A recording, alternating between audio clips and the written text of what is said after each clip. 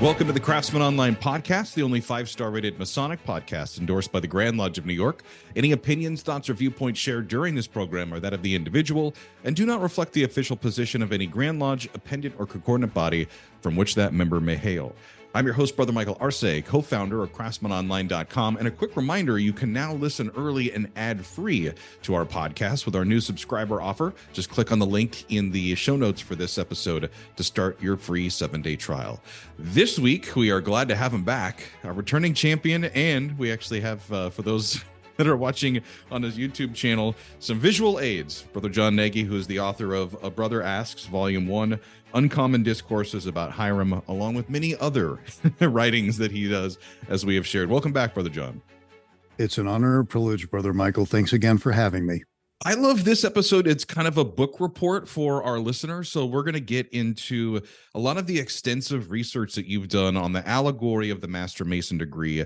We'll get into some of the geographic and esoteric significance of the Ruffians' flight and their actions as we do in the Masonic ritual, but also dig into your book here.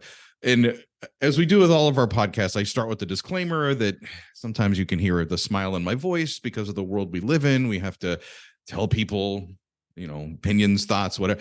But you handle it in a creative way with your book. Tell us about the suitable and fair warnings you provide to your reader. I can tell you right off the bat that a lot of my books take the readers into territories that they had not considered. And as a consequence, it's a roller coaster ride for a lot of them emotionally, because they come into reading the book with preconceived notions. And as a result of coming into the book with preconceived notions, as I share more and more light, that those preconceived notions get challenged.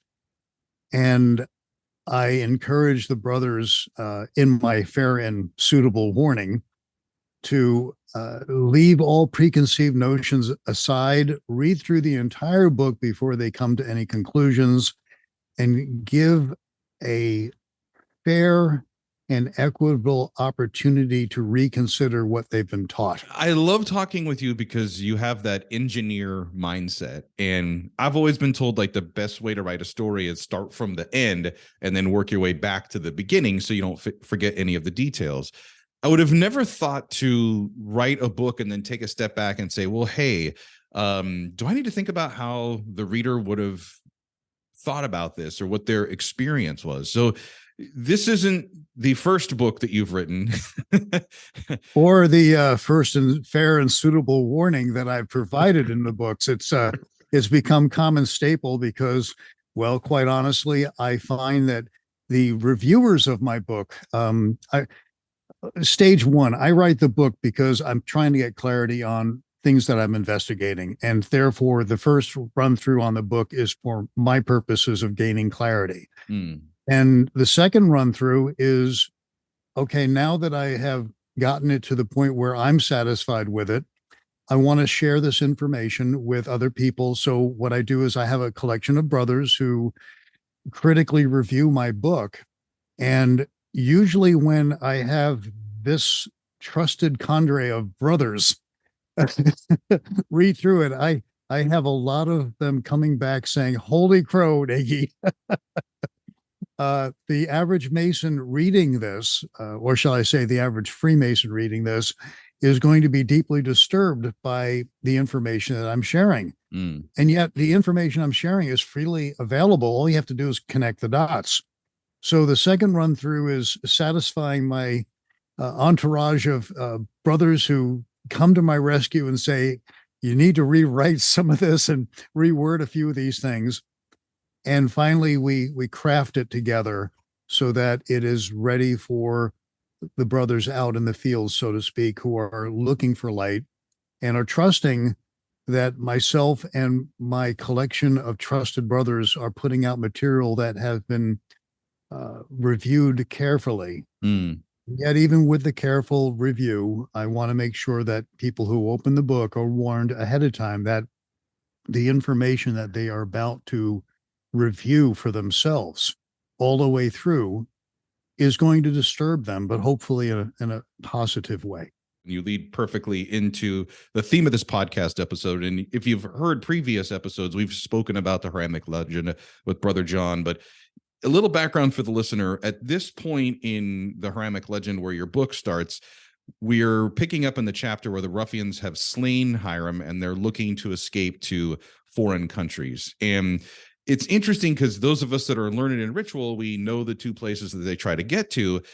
But I love this part of your book. A brother asks, why did they choose those two places? I never thought to ask that. So historically and esoterically, why was Joppa the first choice for the Ruffians? From a practical standpoint, if they wanted to make it out of the country, it was 40 miles literally from where they slayed to the boat docks.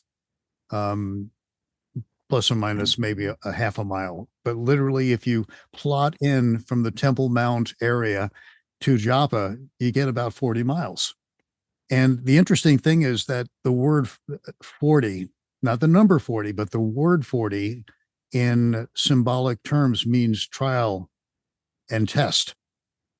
And I found that just absolutely fascinating that when I plugged in the coordinates on the Google map, it was 40 miles plus or minus a fraction. And I'm saying, well, there's an interesting number that I've run across in the past. And I knew from past research that 40 was test and trial. So here we have 3 ruffians who slay beauty. And then what they do is they have to travel 40 miles. They're tested. And when they finally are through with their test, where do they wind up? They wind up smack dab in front of beauty. Now, you're saying, no, John, they traveled to Joppa. Well, if you look up what Joppa means, it means beautiful.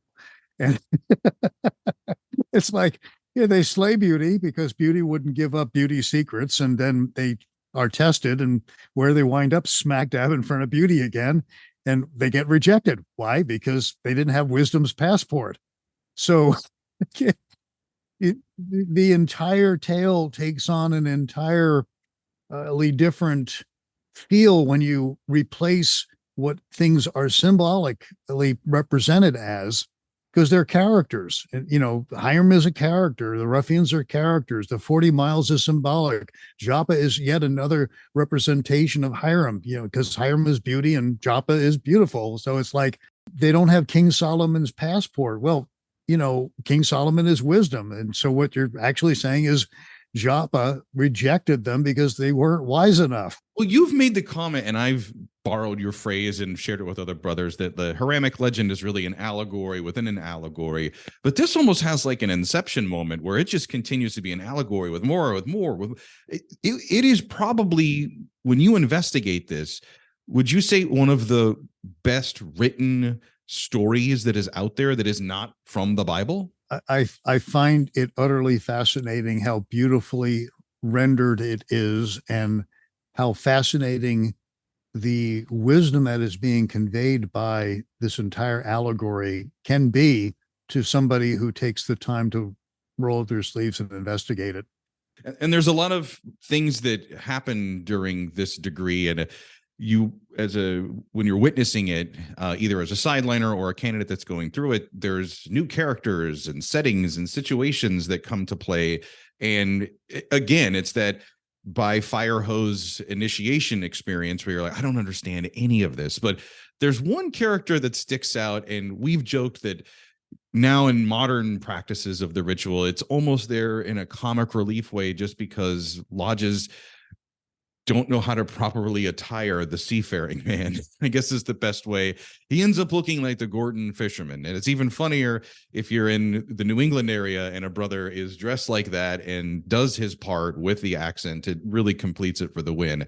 But let's talk about the seriousness of the seafaring man, his job.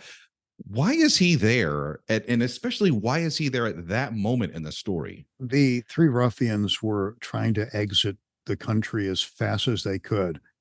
And the fastest way that they believed was by getting to a port, and it happened to be Joppa. And of course, we know it's not coincidence. It's, you know, we're telling a story, and each character in each place is characteristic of what is trying to be conveyed. As I said, you know, Joppa is beautiful. And so they're done with their 40-mile trek, aka their test, and they get rejected once again. And the interesting thing about the rejection is beauty did not care how much money they had, nor how strong they were. And the seafaring man basically said, "Well, I don't care for your money. It makes no difference to me how much resource you have. Without wisdom, you shall not pass." And there's a strong message there, because in order for them to have the master's word, they had to have the secrets of the master mason. And if they didn't have the secrets of a master mason, they were in no way going to be able to have the wisdom to understand what it takes to bring about beauty. And that's a strong message to candidates if they are, coached and instructed and mentored toward understanding what the tale is actually conveying and how it relates to what they're trying to do in their lives. Yeah. Well, in the first pass, you're just seeing, okay, there's these guys that did this horrible thing. They committed murder. They killed Grandmaster Hammer Biff. Now they're trying to get out of the area. They're like any criminal. It didn't seem like they really had a plan. What if things go wrong? There was no plan B. And now every time they've tried to make their escape, they just get shut down and shut down. And the details that you're providing is that forensic analysis that really is lacking, I think, in the ritual, and the education that should follow up afterwards is really consider less of this as a flight and a flee, but why they were being told they couldn't get out of the situation that they were in. And it reinforces exactly the reason why Hiram Abiff said to them, you can't have it until the temple is complete. You have to do the work. You must complete the temple in order for you to have the wisdom to understand the master's word. And without that wisdom, you aren't going to be able to understand what the master is conveying to you, which is what the master's word is all about. It's a conveyance of wisdom, but you're not going to be able to glean that wisdom without the foundation of understanding. And they simply didn't have it. But they really, what they wanted was a participation trophy. Right. They wanted to be able to say, I got something because I showed up, not because I did anything special or completed any kind of task or earned it.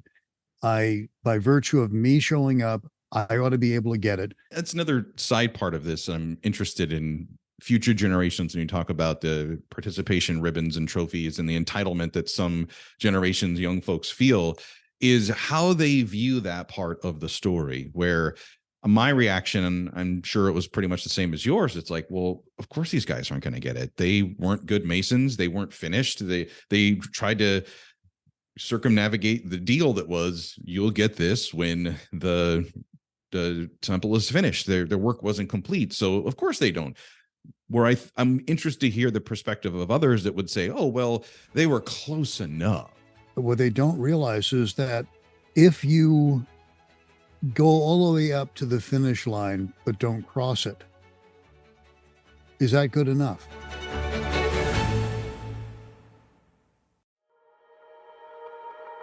Hey, it's Brother Michael RC, co-founder of Craftsman Online and host of the podcast that you're listening to now. We are so excited from the announcement of our new subscription service for our podcast and just overwhelmed by the support of great listeners like you. Here's what you get for just $5 a month: an ad-free listening experience. You get to hear all of the podcasts with no annoying commercials before, in, or afterwards. Plus, you get to be the first to hear new episodes. You get them at least a week before everybody else.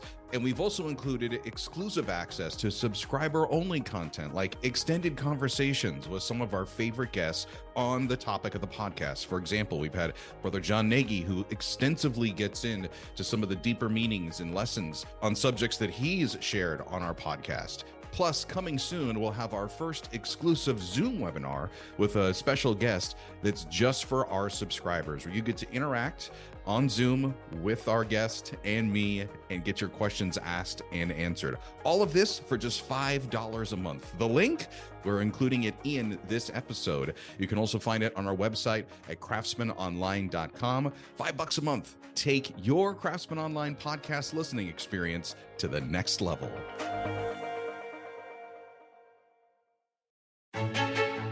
So for this episode of the Craftsman Online podcast, we have the author of this book on your screen and in your ears of A Brother Asks, Volume 1, Uncommon Discourses About Hiram. We're continuing our conversation with Brother John Nagy. Where we last left off, we had the denial of the three ruffians as they were trying to flee. They couldn't get out of Joppa, so now they turned their sights to Ethiopia. And in the book, you talk about Ethiopia and how that's a vital connection, but really not their final destination. Can you explain that reasoning? They weren't seeking to go to Ethiopia. It's very clear that they had one serious plan, and that was to get out of town as fast as they can. And they didn't ask, "Are you going to Ethiopia? We need to go to Ethiopia." And at that instant, all three said, "Coincidentally, so are we." No, they were trying to get out of town. Ethiopia just happened to be the very first destination that they encountered. And therefore, there's a lot been made out of the fact that Ethiopia is mentioned, but quite honestly, it's only mentioned in a very narrow selection of rituals. Like in America, we use Ethiopia, but in other nations and other jurisdictions, Ethiopia is not even mentioned. And as a result, I have to ask, why was Ethiopia thrown in there? What was the importance of Ethiopia even being mentioned? In Ethiopia is one of two locations in the world where the Bible is actually different. They have a book, the book of Enoch, in their Bible. I think that somebody probably said, we're gonna create another breadcrumb trail. First and foremost, where we look at Ethiopia right now, it's very small, but Ethiopia back then was quite huge, and you could literally access it through the Nile. And the fact that there is a direct connection between the Queen of Sheba and Solomon is also a nice titillating breadcrumb to pursue. I just jotted that as a thing to do here on my list. So can you fill us in, like what we would find in there or what's so unique about this book? Well, let's just say that a lot of the stories that are in the Bible are continued in the book of Enoch. And as a result, as Paul Harvey would say, and now the rest of the story, the book of Enoch has got a lot of interesting twists and a lot of interesting continuations. They go further with these stories. The people who sprinkle these little Easter eggs throughout our ritual, they knew what they were doing. Right. Well, and I also have to thank you now because I've got a new rabbit hole to go pursue. I'm sure our listeners are going to be like, well, let's go look into this book of Enoch and see. I'm also interested in hearing the history of it. One of the studies that I've done in the Bible is just who wrote that or who's credited with writing that, the origins, and really how the Bible is kind of out of order when it comes to the timeline of when it was written versus, how we read it now, and where this book of Enoch would kind of fit into that, if it's the Rosetta Stone key, so to speak, of all of the stories of the Bible. It's good stuff, brother, and well worth pursuing. Just like every book in the Bible, the book of Enoch is no different. And if you don't lay the foundation of your temple before you crack open the book, Maimonides had a very, very wise statement. He said, if you are wanting to pursue metaphysics, you have to lay down the foundation of physics first. And if you do not do the basics, if you do not lay down order in your heart and order in your mind, any religious pursuit that you get on will end in complete infidelity because you do not have wisdom's passport in order to understand what you're reading. That is the new subtle and fair warning to our reader and listener. When brothers start pursuing metaphysics, my first statement is, "Oh, have you completed your physics studies yet?" And invariably, a vast majority of them say, "Well, why would I want to study physics?"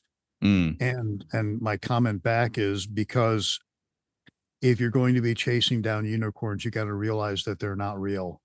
That's another note I got to make. I miss those podcast episodes, the unicorns around the campfire. Got to round a couple of those up. All right.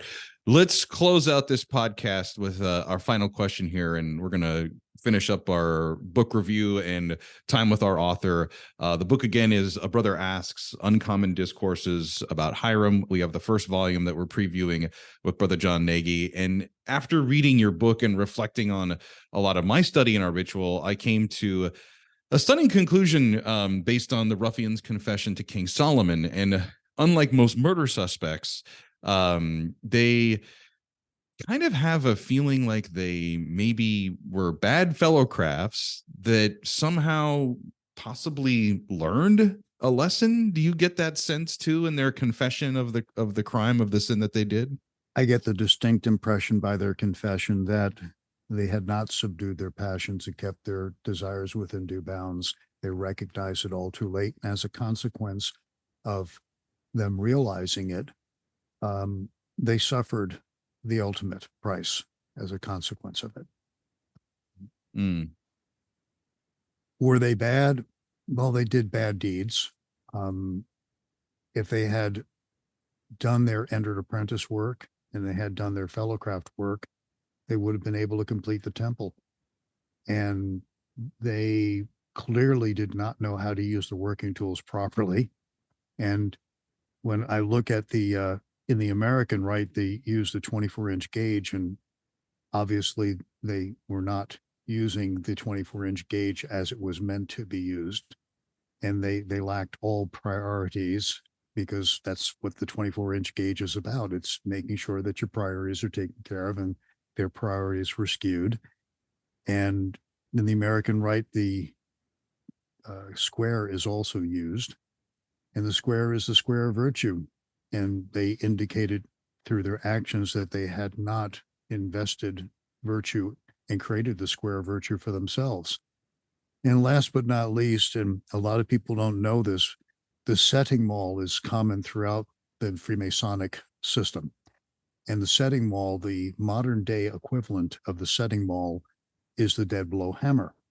Now, if you ever used a dead blow hammer in anything that you've done, it's designed so that when you hit something, the head of the hammer deforms so that it does not do damage to what it hits. It is designed to nudge and reshape without damaging. And it's very obvious that the ruffian who was using it so badly that even though the tool was designed not to harm what it was hitting, he harmed what he was hitting, which tells you that, once again, he had not done the entered apprentice and fellowcraft work. And in doing so, it was clearly evident that he had not completed his temple by virtue of the way that he was using the working tool. But a little tease here. You didn't bring up the ruffians' names, which I gave in the book, clear indication of what the ruffians' names not only were, but what they were conveying, and also in what language they were conveying. You brought none of that up. You didn't bring anything up about, was Hiram resurrected or was Hiram raised, and what the difference is, and how you can defend whatever conclusion you come to, and a host of other things that are blatantly important in the book. You didn't bring those up. Well, I had a nice inscription in here from the brother that was the author that wrote this book. And I thought, he's right. I'm going to hold on to this for future episodes and use. So, yeah, I think we have a lot to discuss left in this Brother Ass book here. I'm looking forward to continuing that journey with you. And I'm also very delighted that you had mentioned for our video viewers, you've mentioned your podcast, but I have a video channel that these podcasts are literally in video form, shown on the YouTube channel. It's John S. Nagy. And for the listeners who are interested in watching the interaction between you and I'd like to mention that the YouTube channel is where you would see that. Yeah, and you can vote on who the more handsome brother is. I already know where the needle's going. Congratulations, John. I'll also tease for our listener that our next episode will air on Monday, August 14th. And that's when John Nagy will return to talk about traveling to foreign countries. Oh, that's a great. Yes. Which is also a topic that is covered in our book that we talked about. If you've enjoyed this podcast episode and you'd like to hear more, you can tell Siri or Alexa to play the Craftsman Online podcast. We're available on all streaming platforms with new episodes every Monday. And don't forget, a reminder, you can listen to future episodes early and ad-free with our subscriber offer. You can get the link to start your 7-day free trial in the notes for this episode. Until next time, let peace and harmony prevail.